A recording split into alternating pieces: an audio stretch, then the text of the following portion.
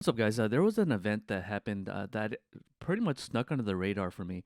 So this event happened in TCG Con in Houston, where 40 players entered the event, and they had 6 rounds of Swiss. So an Edison event that fired off all the way in Texas, and the winner was able to win, I believe, a distribution of 2K. So basically, $2,000 split between the 8 players here. Of course, the first place is going to be the ones that gets the most money. But I digress. The title of this video was to show you guys that Gladiator Beast was able to top an event which they got third place. A guy by the name of Anthony Murray took Gladiator Beast for this particular event. If you look at the spreadsheet here, it was a combination of Frog Heroes. If you look at this, is Absolute Zero. The event manager doesn't know what deck this is, but this is Frog Heroes. So we have 2 Frog Heroes into the top 8 here, two Value Turbos, and 3 Diva Zombies. I'm not entirely sure if it was all Instant Fusion Zombies or regular Zombies. I believe the first place didn't play.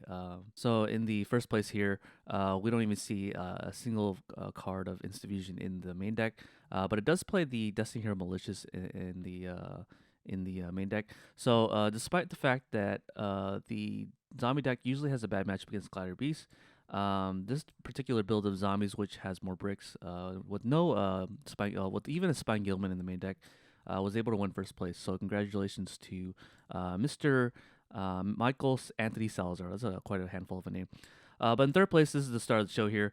We can see Gladiator Beast kind of do well in 2024 because I postulated this because we have a frog meta coming up. And because of the frog meta, Gladiator Beast is a very good choice into the main deck, into the meta. So Anthony Murray here decided to play a Prismaglad variant with Rescue Cat, but it doesn't play the Test Ape version. So this is a non-Test Ape version. This is a Hedge Card version. So the Hedge Card version plays a specifically a hand trap here in Edison format, where in the damage calculation during either player's turn, when a monster you control attacks or is attacked, you can send this card from your hand to the graveyard, half the attack of that monster you control until the end of the turn, but that monster cannot be destroyed by this particular battle. So if there's 2 monsters going after the same monster, Hedge card can only protect against one of them. So very interesting card in the Gladiator Beast matchup, but it's one of those cards where if you draw it, it's couldn't be able to be resolved. However, due to the fact that it's only on one of in his deck, there's probably going to be a lot more variants of this card actually resolving. So it's not much of a hedge cards GB, but more of a fact that it is a Test Tiger GB with only 1 Prisma. So the Test Tiger at 3, this is pretty much a Tiger GB list with Shrink in the main deck, and I always think that Shrink is a good card. Being able to use this card on your turn, and then proactively, and then use it on your opponent's turn when they try to attack your GBs, proccing the tag out ability, assuming the monster goes below the attack of the GB that is getting attacked. He also main decks 3 Dust Tornadoes, so I guess he is on the anti Royal Oppression hate.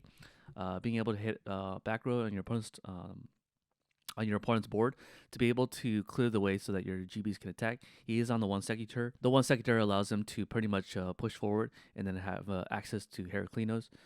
He is on the pole position, which is a very interesting card. The card says the face-up monsters with the highest attack on the field is unaffected by the effect of spell cards, which means that cards like Smashing Ground doesn't affect your GBs.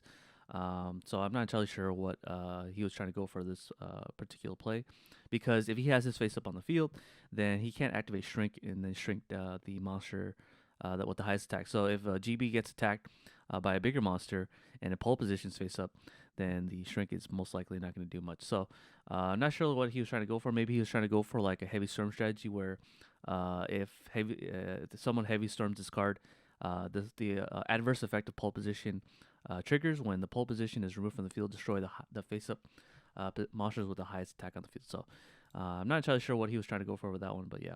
Main deck does shoot 43 cards, kind of strange, but I guess it makes sense because he doesn't want to break with too many GBs in hand.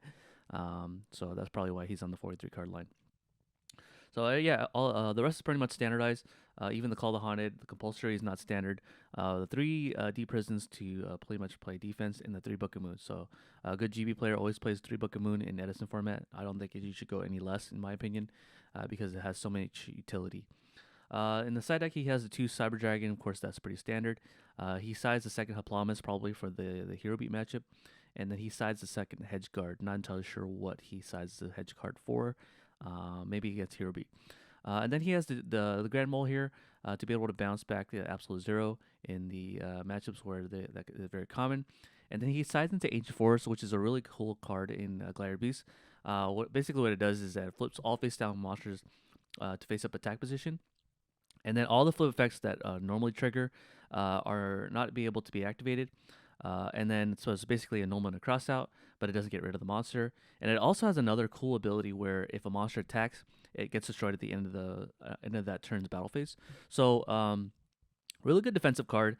If one of your opponent's monster attacks, it gets destroyed at the end of the battle phase. But if it's Gladiator Beast monster, then if it does declare an attack, it can tag out at the end of the battle phase before the mandatory effect of the Ancient Forest resolves. So because Gladiator Beasts are optionals, end of phase procedures usually goes like all the optional effects are able to be procced first, and then the mandatory effect has to happen at the end. So basically, that's how it works here. And then we have the Twister here to be able to destroy face-up spell and trap on the field. I imagine this is for Royal Oppression. And then we have the Compulsory Evacuation Device, most likely for Absolute Zero decks. And it looks like he sides the 3rd Chariot. Doesn't main the 3 Chariots in the main deck, but I can see why. Maybe he doesn't want to clog on it. He does play the Sam Knight, so he is able to search for the Chariot in the event that he needs it. Then he also has the Starlight Road, maybe for decks like that side deck into... Oh, no, this is probably for Black Wings. I'm sorry. So he probably sides this for Black Wings. So he has a lot of one-ofs, pretty much OCG style. And then we have the Transmigration Prophecy, which is a one-of because it's limited to 1. I imagine this is probably used to recycle his Murmillo or his Rediari that has been destroyed in the battle. So it's in the graveyard, so he doesn't want to fetch it with Darius. So having it back in the deck is kind of nice. Other than that, it probably recycles Amaryllis. So I guess he's afraid of Amaryllis. He can put back the Amaryllis from the graveyard back into the deck. And then he has so this is better than DD Crow in that respect because Amaryllis can bring back cards from the banish with using DDR. So I guess this is a tech now that people are citing. He also has a 2-trap hole against Black Wings and maybe the Mirror Match. And then the Widespread Ruin because it destroys a monster without targeting. So this is probably good against Titanial. So if Titanial declares an attack and they flip over Widespread Ruin, you can destroy it on the combat. One particular thing I have noticed, though, is that he does not play Mirror Force into the main deck, but he does play Widespread Ruin, so this is kind of puzzling to me. Maybe he decides that Widespread Ruin's a better card in the side deck as opposed to Mirror Force. In the extra deck here, he does play the 3 Chimera Tech Fortress Dragon, so that he can Contact Vision. But because he also plays Call to Hana, he can actually Contact Vision. 3 Geysars, pretty standard. I don't know how he can make this because he needs Neos. So the thing about GBs is that the extra deck is pretty much open to a lot of spaces because you don't really go into your extra deck very much, other than Geysars, Stardust, and Chimera Tech in the side deck, and Heracleos. But you only really need 1. But he does play the secondary in case he needs access to 2 and 3. But yeah, that's the deck list for you guys. I expect more GBs to top into future 2024 Edison events, mainly because the decks that are dominant right now are weak to GBs, in my opinion. So I expect to see more GBs top into this year. So anyways, I hope you guys enjoy the video, and I'll see you guys on the next one.